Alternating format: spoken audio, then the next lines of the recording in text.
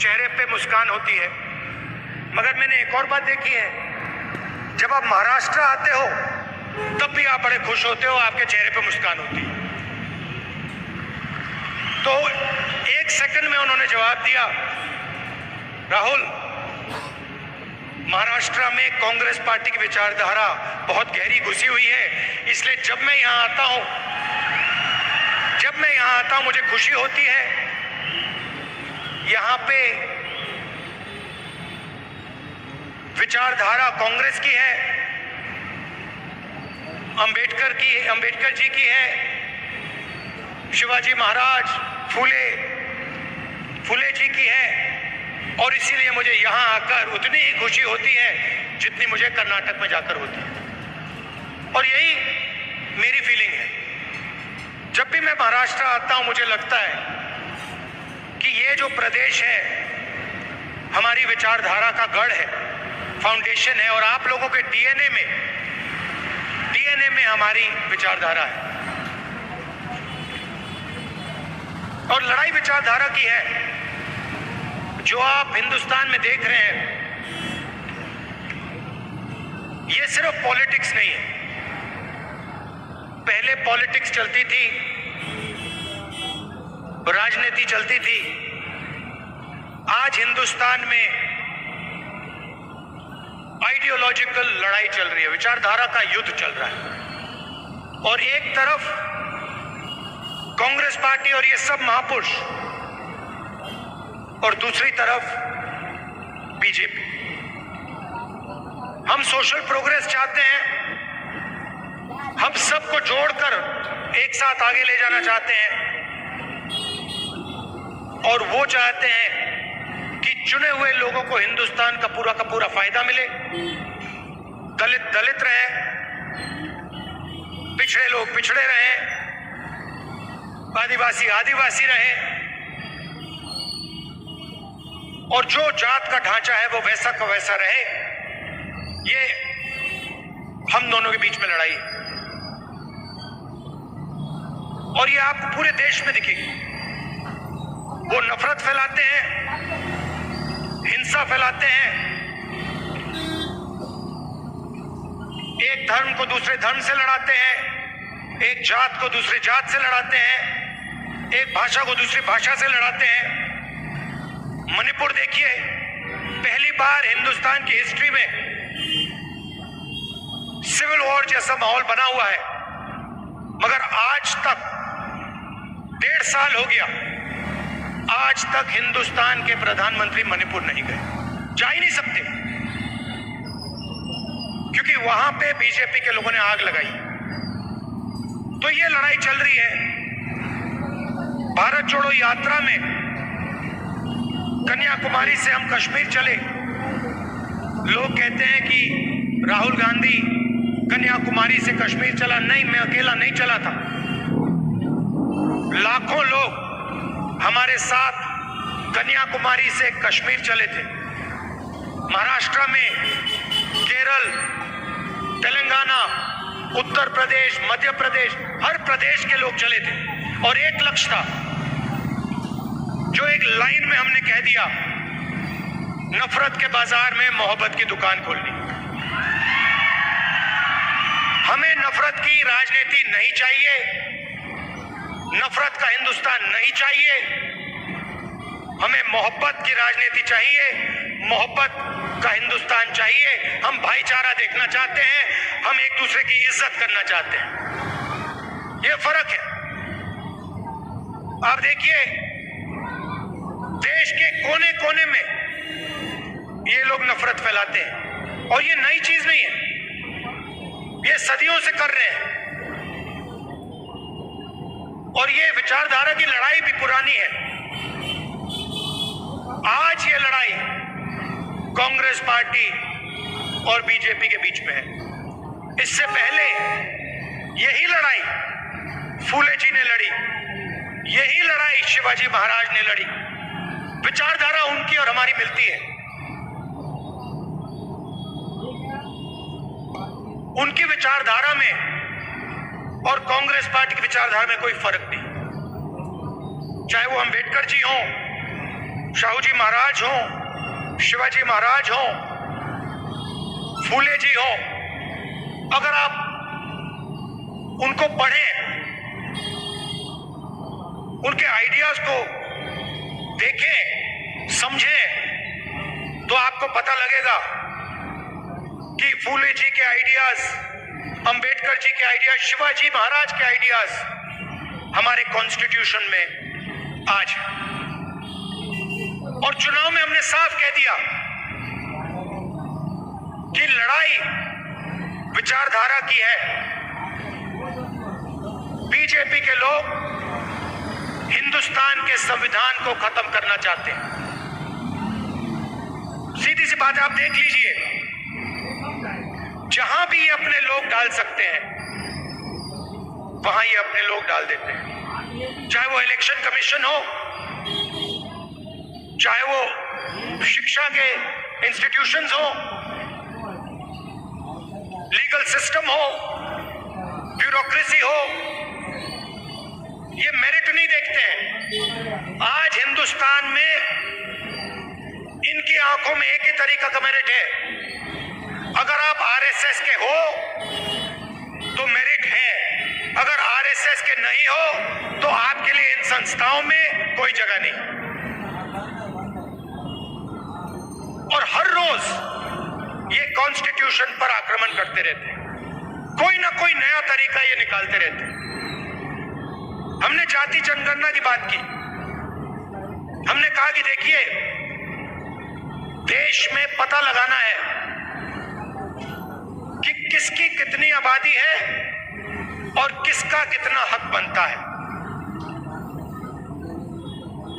मैंने कुछ गलत बोला? सही बोला ना?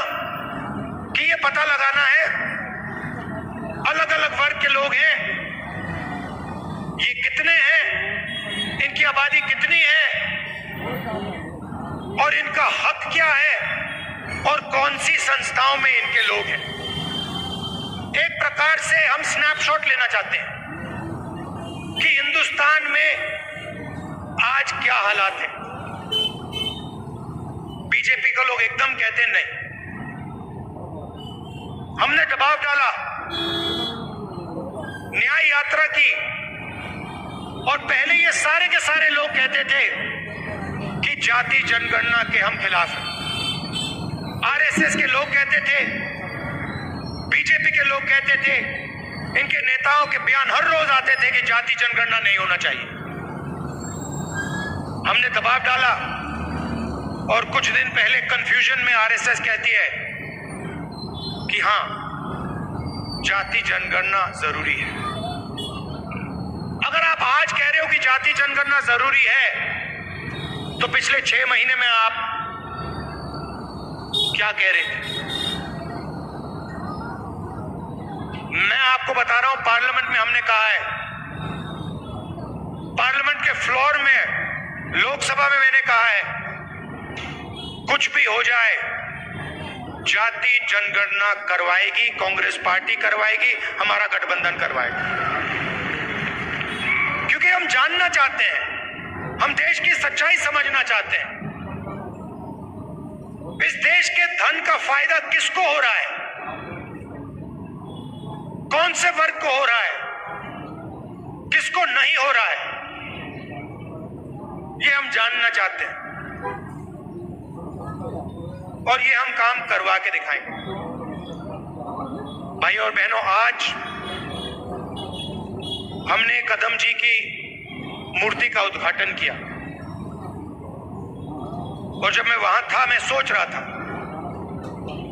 कि कदम जी ने 60 साल आपके साथ काम किया, ट्रांसपेरेंसी के साथ, मोहब्बत के साथ उन्होंने काम किया, ईमानदारी के साथ उन्होंने काम किया। 60 साल में उन्होंने आपसे कभी माफी नहीं मांगी। क्यों नहीं मांगी? क्योंकि जरूरत नहीं पड़ी। यह सच्चाई है। माफी जो ही वही मांगता है जो गलत काम करता है। जिसने गलती ही नहीं की उसको माफी किस चीज की मांगनी? यहां कुछ ही दिन पहले शिवाजी महाराज की मूर्ति बनाई गई और मैंने अखबार में पढ़ा कि प्रधानमंत्री ने कहा मैं शिवाजी महाराज से माफी मांगता हूं। अब मैं ये समझना चाहता हूं प्रधानमंत्री जी ने किस कारण माफी मांगी? अलग अलग कारण हो सकते हैं। पहला कारण हो सकता है कि ये जो मूर्ति थी इसका कॉन्ट्रैक्ट आरएसएस के एक व्यक्ति को दी गई। पहला कारण यह हो सकता है। शायद प्रधानमंत्री जी कह रहे हैं कि नहीं, मैंने गलती की, मुझे ये कॉन्ट्रैक्ट आरएसएस के व्यक्ति को नहीं देनी थी, ये मुझे कॉन्ट्रैक्ट मेरिट पे देना था। शायद वो गलती हो सकती है। दूसरी गलती हो सकती है कि मूर्ति के बनने में भ्रष्टाचार हुआ, चोरी हुई। शायद प्रधानमंत्री इसके लिए माफी मांग रहे हैं कि मैंने जिसको कॉन्ट्रैक्ट दिलवाया उसने भ्रष्टाचार किया, महाराष्ट्र के लोगों से चोरी की। यह कारण हो सकता है। तीसरा कारण हो सकता है कि आपने शिवाजी महाराज की मूर्ति बनाई, उनकी याद में आपने मूर्ति बनाई और आपने इतना भी ध्यान नहीं दिया कि वो मूर्ति खड़ी रहे। मैं आपको गारंटी देता हूं, कदम जी की जो मूर्ति बनी है ना, आप यहां 50, 60, 70 साल बाद आ जाइए, यहां आपको दिखेगी।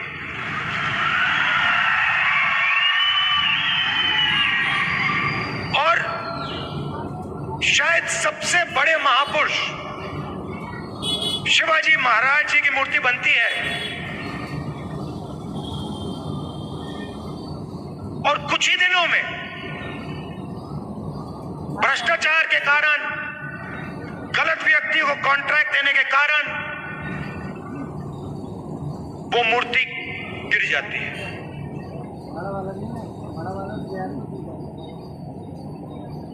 शिवाजी महाराज का अपमान किया है और प्रधानमंत्री को सिर्फ शिवाजी महाराज से माफी नहीं मांगनी चाहिए।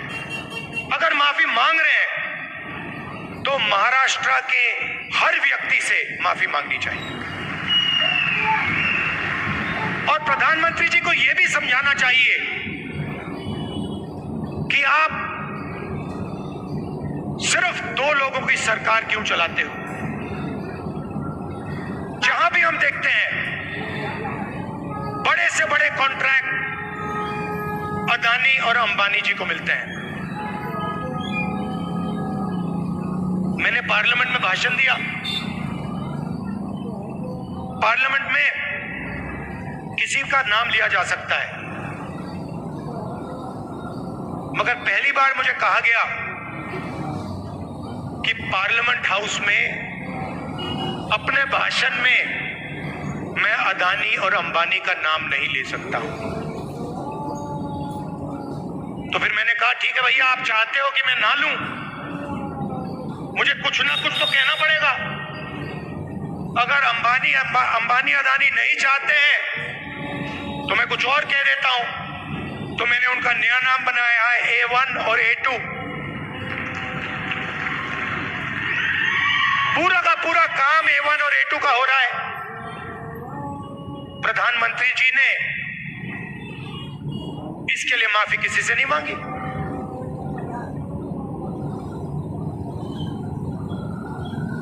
काले कानून आए, किसानों से उनका हक छीनने वाले कानून। 700 किसान शहीद हुए। हमने पार्लियामेंट में कहा कि 2 मिनट इनके लिए मौन रखा जाए। हमें कहा जाता है नहीं, ये शहीद नहीं है।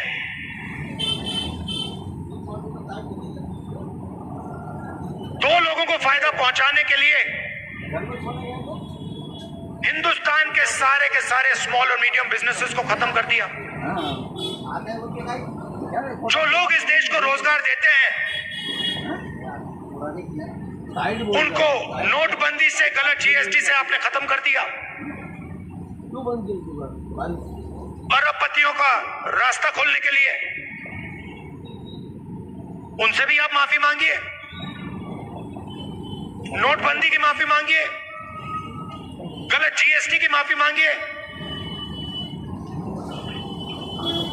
और नतीजा क्या है कि आज अगर युवा रोजगार चाहता है, सिर्फ महाराष्ट्र में नहीं, पूरे देश में कहीं भी अगर रोजगार चाहता है, उसे रोजगार नहीं मिल सकता। क्यों? क्योंकि जो कंपनियां उसे रोजगार देती थी, जो छोटी कंपनी थी, मिडिल साइज कंपनी थी, वो सब बंद हो गई, खत्म हो गई। भाई और बहनों, अंबानी और अदानी इस देश को रोजगार नहीं दे सकते हैं। रोजगार कौन दे सकता है? रोजगार छोटे बिजनेस वाले दे सकते हैं, रोजगार मीडियम साइज बिजनेस वाले दे सकते हैं, जो छोटी फैक्ट्रियां चलाते हैं, मिडिल साइज फैक्ट्रियां चलाते हैं, जो चीजें बनाते हैं, ये लोग दे सकते हैं। आज हिंदुस्तान में नया मॉडल है, चाइना का माल आता है, वही 10-12 अरबपति उस माल को बेचते हैं। आप मोबाइल फोन के पीछे देख लीजिए मेड इन चाइना, शर्ट के पीछे देख लीजिए मेड इन बांग्लादेश, जूते के नीचे देखिए made in Vietnam, made in Maharashtra, made in India, आपको कहीं नहीं दिख सकता। और ये सारा का सारा माल ये अरबपति बेचते हैं। नुकसान किसका होता है? हिंदुस्तान के युवाओं का होता है। हिंदुस्तान के जो छोटे बिजनेस हैं, मिडिल साइज बिजनेस हैं, जो चाइना का मुकाबला कर सकते हैं, उनका होता है। फायदा किसका होता है? नरेंद्र मोदी जी की मार्केटिंग होती है, अदानी और अंबानी जी का फायदा होता है। और दो हिंदुस्तान बन रहे हैं, एक अरबपतियों का, उसमें 20-25 लोग हैं, और दूसरा मजदूरों का, किसानों का, बेरोजगार युवाओं का। भाई और बहनों, 16 लाख करोड़ रुपए, 16 लाख करोड़ रुपए नरेंद्र मोदी जी ने इन 20-25 लोगों का कर्जा माफ किया है। किसानों का आज तक कर्जा माफ नहीं किया है। हमने 70,000 करोड़ रुपए किया था जब हमारी सरकार थी। आप सोचो, 70,000 करोड़ रुपए से हिंदुस्तान के सारे किसानों का कर्जा माफ किया था। इन्होंने 16 लाख करोड़ रुपए 22-25 लोगों को दिया है।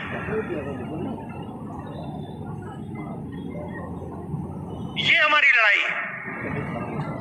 हम चाहते हैं कि एक हिंदुस्तान हो।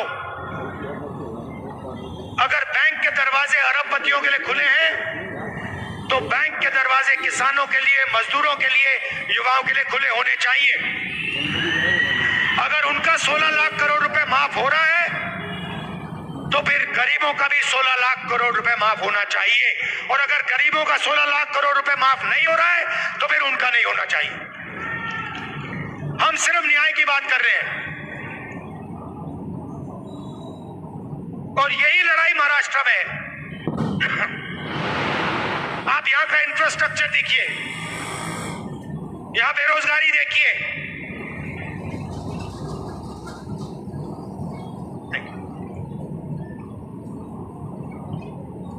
बेरोजगारी देखिए, हर एरिया में आपको भ्रष्टाचार दिखेगा। जहां भी आप देखोगे सड़क बनती है भ्रष्टाचार, सरकारी भ्रष्टाचार से बनी है, सरकारी चोरी करके बनी है, सरकारी एमएलएस को पैसा बन के दे के बनी है। ये बीजेपी की सरकार नहीं है, ये आपकी सरकार थी।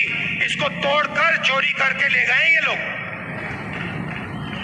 तो जहां भी आप देखोगे आपको भ्रष्टाचार मिलेगा। बाहर के लोग यहां आकर आपके कॉन्ट्रैक्ट ले जाते हैं। दूसरे स्टेट के लोग यहाँ आकर आपसे कॉन्ट्रैक्ट छीन जाते हैं।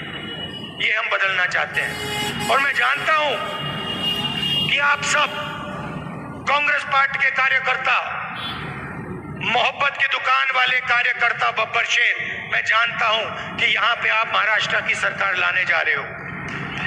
अपना खून पसीना देकर महाराष्ट्र की जनता की सरकार, किसानों की सरकार, बेरोजगार युवाओं की, मजदूरों की सरकार, हर वर्ग की सरकार आप लाने जा रहे हो। जहां भी आपको मेरी जरूरत होगी मैं आ जाऊंगा। आपको सिर्फ ऑर्डर देना है कि राहुल आपको यहां आना है, यहां आना है, यहां आना है, मैं हाजिर हो जाऊंगा। अंत में मैं आप सबको दिल से धन्यवाद देता हूं कि आप यहां आए, इतने प्यार से आपने मेरी बात सुनी। धन्यवाद, नमस्कार, जय हिंद।